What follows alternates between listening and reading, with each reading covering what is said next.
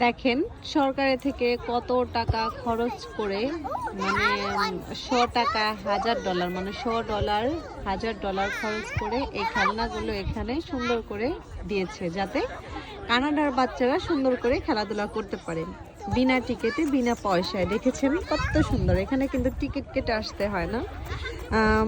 সাধারণত যে কেউ যে কোনো সময় সকাল, বিকেল, সন্ধ্যা, দুপুর যে কয়টা পর্যন্ত থাকতে পারে সেই কয়টা পর্যন্ত খেলতে পারে। আর খেলনার অভাব নেই। এই যে একটা খেলনা, এই যে একটা নতুন মডেলের খেলনা, এই যে একটা দোলনা টাইপের, এই যেটা হচ্ছে মানে উপর দিকে ওঠা, হাইকিং করার মতো।